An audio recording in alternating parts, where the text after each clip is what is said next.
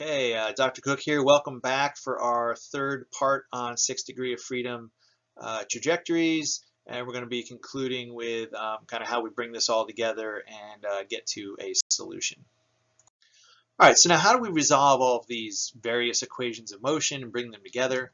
All right, we have to remember we're starting out with 6 unknowns here. Okay, we've got x, y, and z in our translations, and we've got the p, the alpha, and the beta in our rotations. Okay, with alpha and beta being our pitch and yaw, you could combine them into a total yaw angle, and p is our spin rate, and I'll talk a little bit more about that. But that's how much we're spinning around that main axis, right, as we go downrange. Now we want to break our conservation of momentum equations, right? So 9257 and 9258 into their components. All right, if we break them down into our E1, E2, and E3 portions, we can kind of simplify things. Right, then we're going to need to solve for the constants of integration, right? So you're going to integrate that acceleration into a velocity. You're going to integrate the velocity into a position. And you're going to have these constant terms that you need. So we need initial conditions to get us there. All right, so things like our initial velocity, our muzzle velocity, will tell us what kind of launch angle we're going to need, right? We have an initial spin rate, all right, so P naught, 2 pi times our muzzle velocity divided by N and D, okay?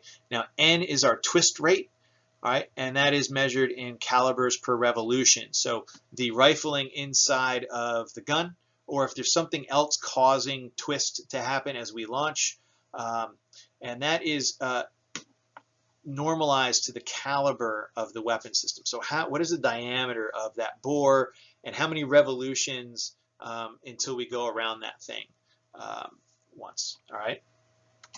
And then we've got a diameter, all right? And we usually do that as some kind of length divided by the calibers, all right? So then you can see that ND turns things into,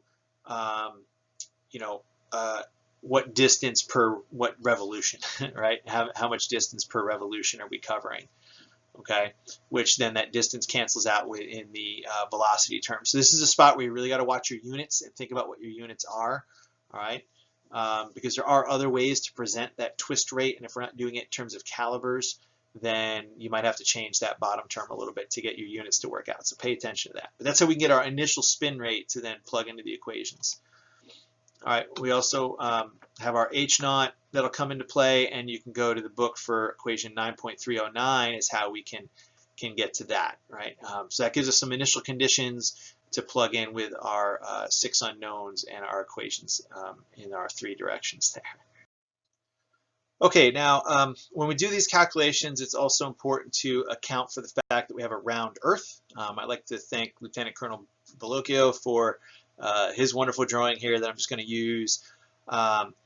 So we do have to account for that. So you can look in the book on page 293, has a good explanation of how to account for some of that.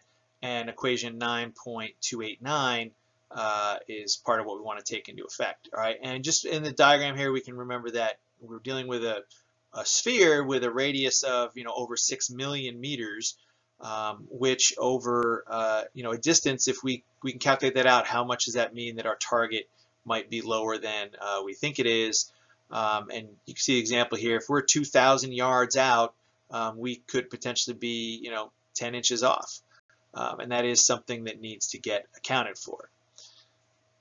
All right, so this all concludes our series on the 6 degree of freedom trajectory, and I'll see you all in class.